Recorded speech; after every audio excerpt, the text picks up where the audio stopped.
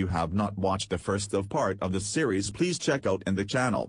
The second part begins with Han Fei's inspections of the murder scene.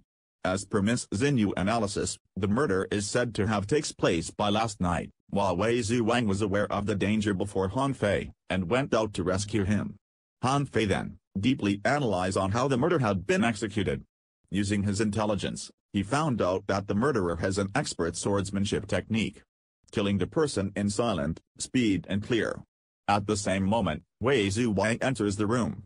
Together they analyzed and found out that, other than the dead women, there were 2 more persons who fought in the room. Also, they conclude that the assassin is not an expert, regardless of having an expert swordsmanship technique. Miss Xinyu then speaks out that this has happened, all after the fuss made by the left Minister of War. While then, Zhang arrives and informs them about the left Minister of War, Liu Yi's dead in his own home. They were all shocked to hear the news. The more strange things they heard is that General Ji Wuai is asking Han Fei to investigate the crime scene. Because, left Minister of War, Liu Yi is General Ji Wuai's men. Normally, he would have his men to investigate such case. Zhang then tells Han Fei that it may be his malevolent plan. On hearing the news, Han Fei was still calm and accepts the challenge bravely. Long story short, on the way to left Minister of War Liu Yi's home for investigation, Han Fei and Fang was shown discussing about him getting promotion after returning from Bei'ai expedition, while right Minister of War, Li Kai was the commanding general, and got no promotion at all. Soon after, they reached at Liu Yi's mansion. Fang then tells Han Fei about what he got by interrogating the servants. At the same time, Han Fei discovered the same cuts like on the previous dead woman's neck, named Hong Yu. They find it more strange to see an identical cuts given by the murderer. Han Fei then observed the room and finds the secret door of the left Minister of War. As they enter the secret room, they found blood stained on the floor, which is said to be the actual place where the murder takes place. There, they find more clue about the murder. They also found a chest with Bei'ai's designs. Soon after, Liu Yi's wife Lady Hu arrives. Han Fei then asks for pardon in advance for the disturbance, as they are in need to investigate the case. Lady Hu seems agreeable. So Han Fei asks her if she is the one to kill his husband Liu Yi. Lady Hu denies it. Han Fei notices her wearing a gemstone of raining fire, which she says she acquired from an old friend some time ago. On further questioning, and with evidence found in the hidden chamber, Han Fei again asks if Lady Hu killed her husband, but she faints. Although her behavior is suspicious, Han Fei and Fang do not believe that she is the killer. On the other side, Wei Zhuang inspects the spot he saw the strange man last night. Later in the Purple Orchid house, Wei Zhuang manages to open the Bei'ai, but it appears to be empty. They suspect that a symbol in the chest signifies a life and death oath which may have been broken. Wei Zhuang says he knows someone who may be able to provide clues to the significance of the chest. Soon after, Wei Zhuang meets the elderly white-haired Tang Qi on a bridge on the border Duxizi territory. He is leader of the Qiju clan and rival to Duxizi in his clan, who has found an ally in General Ji Wuai. Wei Zhuang then asks him regarding the symbol of blood oath to death, and exchange offer him will kill his enemy beforehand. Meanwhile, Han Fei, Fang and Han Lian attend the Zhou state show on Mount Wu. There, he presents his younger sister Hong Lian with the necklace he pawned earlier while traveling. After a while, they also encounter a radiant beauty Hu, younger sister of Lady Hu, and a favorite of Han's father. Whereas, on the other side, Wei Zhuang is shown escorting Tang Qi to his cart. At that time, Tang Qi tells Wei Zhuang that he heard that Duxizi recently caught someone from Bei'ai. He recognizes the Bei'ai symbol for the blood oath of death.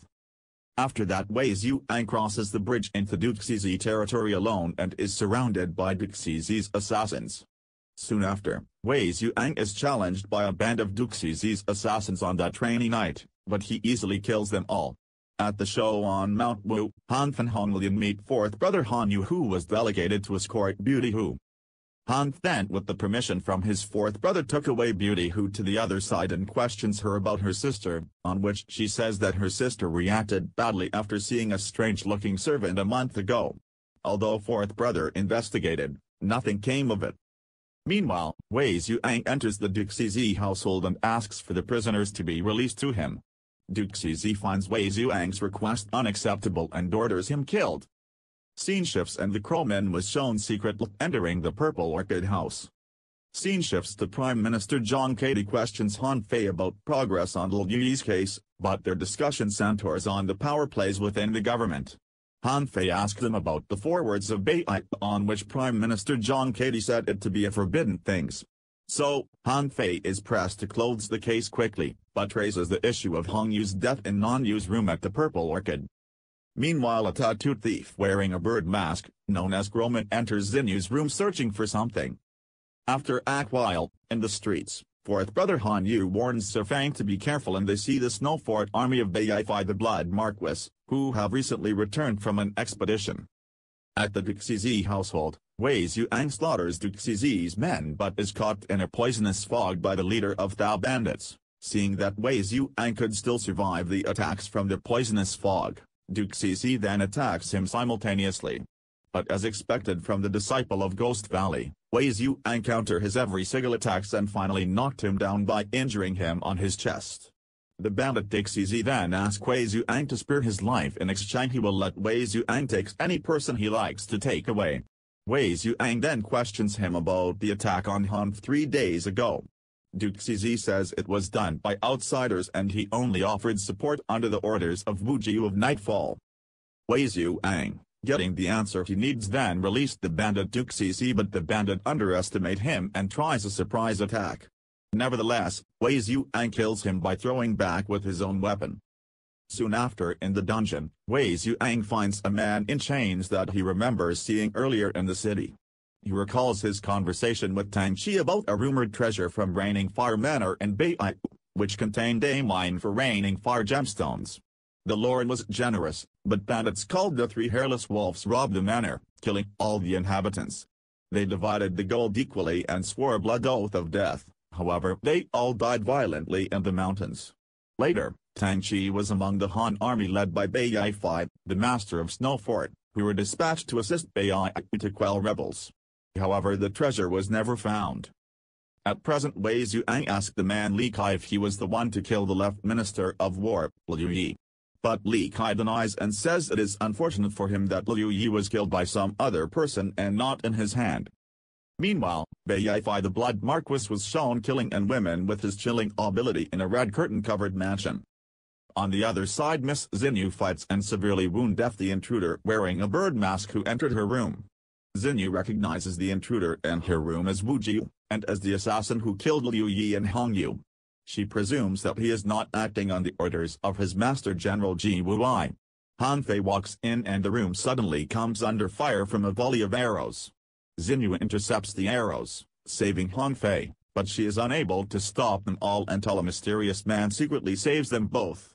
In Duke Cz's dungeon, Wei Zhuang is attacked by Moya, who sets the cell fire, but Wei Zhuang manages to escape. Meanwhile, General Ji Wuai entertains Fia Qi, who and they discuss the tide enchantress. Bai Fi, the Blood Marquis, arrives unannounced at Ji Wuai's house, and joins the discussion about the influence of Han Yu, but Ji Wuai is more concerned about the appearance of Li Kai and his murder of Liu Yi. On the other side, Wei Zhuang escapes from the fiery cell with the prisoner and advises Moya to warn his master, Ji Wuai. Moya attacks Wei Zhuang, who is too strong and fast, and although wounded, Moya manages to escape as the house bursts into flames. The blazing house of Duke Cz does not go unnoticed. Soon after, Wei Zhuang arrives at the Purple Orchid to find that Xinyu and Han Fei survived the valleys of arrows, although Han Fei took an arrow in the arm to save Xinyu, and Wu Jiu escaped. Outside, Tang Qi tells Wei Zhuang his men found 8 unidentified archers dead, and that Fia Qi who is sending a gift to the capital by carriage. Wei Zhuang tells Tang Qi that it's now safe to cross the bridge. Han Fei identifies the prisoner rescued from Duke Cz as the right Minister of War, Li Kai. He asks him about the daughters of the Master of Raining Fire and Bai. One became a concubine of the Emperor, the other, whom he loved and gave a Raining Fire gemstone, married Liu Yi. At Ji Wuai's house, Fia Qi, who reveals that Liu Yi conspired with the Three Hairless Wolves to steal the Raining Fire treasure, then had them killed and took it himself. However, one of the 3 survived. He is the intruder who is now searching for the treasure and who killed Liu Yi and Hong Yu. A flashback shows how Liu Yi betrayed Li Kai at the battle in Baiyi years ago and left him for dead. Long story short, Li Kai tells Han Fei and his friends of how he arrived at Liu Yi's house that night to find him dead. He could not catch the murderer that Liu Yi's wife saw him. Han Fei deduces that the killer must be Wu Jiu acting on his own behalf and not for his master Duke CZ, but that he did not find the treasure. Xinyu races to Liu Yi's house where she finds Wu Jiu threatening Lady Hu, demanding the treasure. Xinyu confronts Wu Jiu who attacks her, but then takes Lady Hu hostage. Wei Zhuang arrives to break the deadlock, disabling Wu Jiu, but he fights on and Wei Zhuang kills him. Meanwhile, in a deep dungeon, a lord is taken into a special chamber where he is shown a woman imprisoned underwater in a huge tank made from millennium crystal.